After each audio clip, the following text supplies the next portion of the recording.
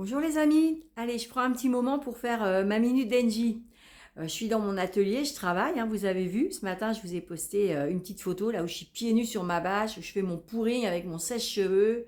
Oui, je suis obligée de mettre une bâche parce que le pouring, le principe c'est on met de la peinture sur une toile et après on l'étale au sèche-cheveux. Donc évidemment ça spit partout. Mais bon, c'est agréable, moi j'adore travailler comme ça. Ça donne des résultats, on ne sait jamais ce que ça va donner. Le mélange, il y a la couleur qui ressort, enfin bon, c'est sympa, j'adore ça. Voilà, alors qu'est-ce que je voulais vous dire. Bon, bah, vous avez vu, donc je vais faire une expo dans les Marolles, hein, mais je ne vous dis pas encore où c'est la surprise. Tout ce que je peux vous dire, c'est que je vais exposer du 20 juin au 17 juillet, que je ne serai pas seule, que normalement je vais exposer avec une autre personne, qui sera cette personne, voilà, un écrivain, qui a fait déjà un bouquin où il y a 4 tomes. Donc ça s'appelle L'impressionniste de Molenbeek. La personne, il s'appelle Jamel Zemouri. Ouais, je me trompe pas, j'ai pas pris mes lunettes. Ah, aujourd'hui j'ai pas mis les lunettes, mais c'est dur de vieillir, hein. Voilà. Donc Jamal sera avec moi pendant un mois pour vous faire découvrir ses livres. Vous allez voir, c'est une personne passionnante, ce Jamal. Lui, il est sur le terrain, il travaille dans un centre pour aider les personnes addictes aux drogues. Voilà, enfin bon, c'est quelqu'un qui a plein de choses à vous raconter. Et je l'ai rencontré hier, donc à cette réunion où on a parlé un petit peu de tous les problèmes qu'on rencontre actuellement sur Bruxelles. Donc l'augmentation de la drogue, de la violence, etc. Tout ce qui se passe. Parce qu'évidemment, ça augmente, hein. Il n'y a pas qu'aux États-Unis ou dans tous ces pays-là où ça se passe. Non, là, chez nous, là, à nos portes, là, à Anderlecht, il y a de plus en plus de fusillades. Il y en avait une encore d'ailleurs avant-hier. Et a priori, toutes les semaines, il y en a une. Donc, et je crois que notre maire, il fait pas grand-chose.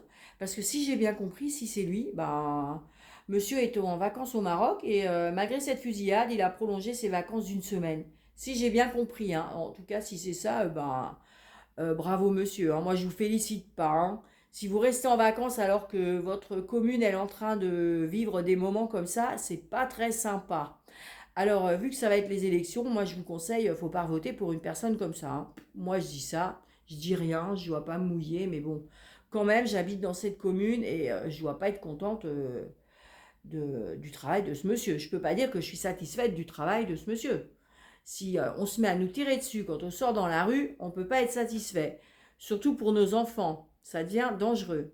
Bon, voilà, ça c'est la petite parenthèse, c'est le petit coup de gueule d'Engie, voilà, c'est ce que je voulais vous dire. Bon, à part ça, pour les bonnes nouvelles, donc c'est ça, c'est que bientôt je vais faire une expo dans les Marolles. Je vous dis pas encore où, c'est la surprise. Simplement que ce sera du 20 juin au 17 juillet. Waouh, juste la veille de mon anniversaire, c'est pas mal. J'espère que ça va me porter chance et que vous allez venir et acheter mes toiles, qu'elles vont vous plaire, vous allez aimer mon travail et que vous allez repartir avec quelques toiles chez vous quand même. Bon, j'en ai déjà vendu, hein, je vous rassure, heureusement. Je suis quand même pas une artiste en train de dépérir et de ne pas vendre ce que je fais. Non, non, j'en ai déjà vendu pas mal. J'en ai vendu justement au Portugal. Au Portugal, j'en ai vendu pas mal. Les gens, ils ont bien aimé ce que je faisais. J'ai fait beaucoup de bleu, beaucoup de couleurs, ben, comme ça, là, un peu marine. Ça a bien marché. Donc voilà, donc je continue à travailler, je fais des petits formats, enfin voilà, c'est ce qu'il faut. Allez, je bosse, je bosse, je bosse, donc je vais vous laisser, j'ai plus rien à vous dire. Ah si, si, si, si, mais évidemment que j'ai des choses à vous dire. Parce que à cette réunion, donc on a dit que oui, bah, il y avait de plus en plus de violence sur Bruxelles, que malheureusement, il y a aussi une augmentation de la prise de drogue dans les transports, que ça devient dangereux, etc. Qu'il y a une nouvelle drogue sur le marché, la drogue du zombie.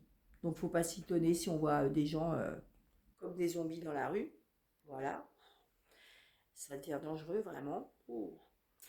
Et mais il y a que beaucoup de choses qui sont faites, hein. Simplement, ce qui est triste, c'est qu'on a l'impression que bah, les pouvoirs publics, ils ont baissé les bras et que c'est quand même beaucoup les associations qui bossent sur le terrain. On se dit heureusement qu'il y a des associations pour prendre en charge toutes ces personnes. Parce que a priori, donc il y a un centre qui a été mis en place près de Lemonnier.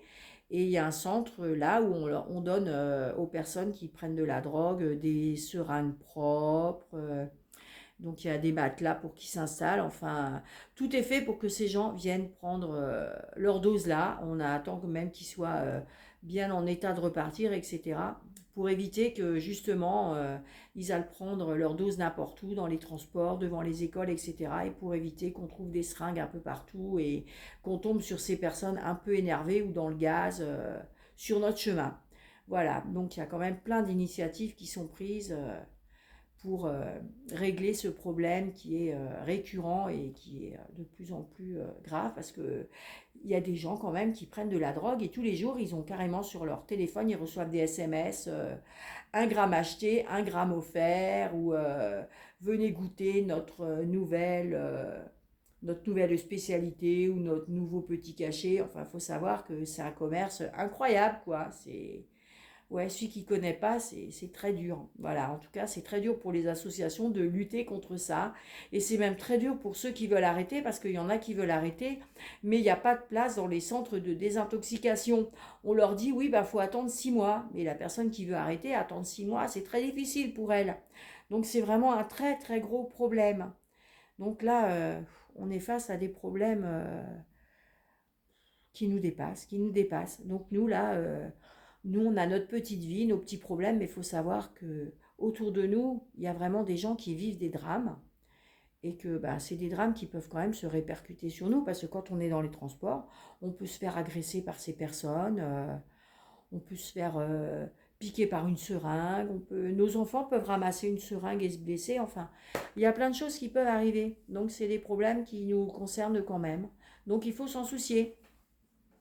Comme il faut savoir qu'il y a des lois aussi qui sont un peu votées partout et qui régressent, qui font que le système régresse. Savez-vous par exemple qu'en Italie, il y a une loi qui a été votée qui donne maintenant l'autorisation aux associations qui sont contre l'avortement d'aller directement dans les cliniques et les hôpitaux où se font avorter les femmes, pour aller dans leur chambre et les exhorter à ne pas faire ça. Donc voilà, c'est-à-dire que là, la pauvre dame là, qui est déjà pas mal perturbée de devoir faire ça, parce qu'elle n'a pas le choix, parce que souvent quand on fait ça, c'est quand même pas de gaieté de cœur, hein, de devoir se faire avorter, c'est qu'on n'a pas le choix. Soit parce que c'est un accident et qu'on n'en veut pas, parce qu'on est trop jeune, parce que le papa est parti, parce qu'on n'a pas les moyens, enfin bon, plein de choses. Hein. C'est vraiment pas par plaisir. Donc on est là dans sa chambre, on attend que on vienne nous chercher pour descendre au bloc, et vous allez avoir des gens qui vont débarquer. Oui, vous pouvez pas faire ça, vous êtes une assassin, de quel droit, etc. Et vous pourrez rien dire parce qu'une loi a été votée disant que maintenant on autorise les gens à venir vous incendier dans votre chambre d'hôpital pour ne pas faire ça. C'est quand même dingue, hein. Voilà, donc ça se passe en Italie, il faut savoir ça. Donc il y a des lois qui sont votées comme ça. Voilà. Donc je voulais vous dire ça en passant, pour vous dire que c'est de pire en pire, quoi. Et en plus, il faut savoir qu'il y a des gens qui trouvent ça normal. Donc ça, c'est encore pire, de penser que c'est normal de devoir empêcher ces pauvres femmes de faire ça.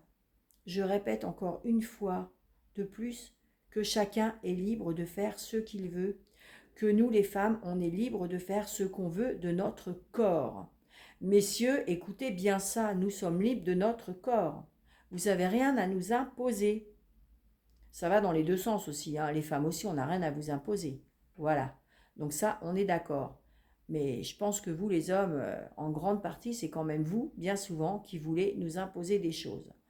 Donc voilà, ça c'est dit. Hein. Si vous n'êtes pas content de mes paroles, ben, vous écoutez plus ma minute d'Engie, vous me retirez de vos amis, il n'y a aucun problème. Je ne reviendrai pas là-dessus. Moi, je tiens à ce qu'on respecte les femmes. Voilà.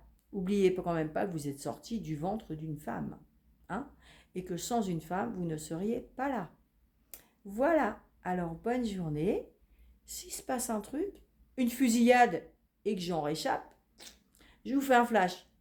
Ou à moins que je me prenne encore une grosse gamelle. Ça, c'est fort possible. Bon, allez, je vous embrasse. Bonne journée. À bientôt. Je vous oublie pas.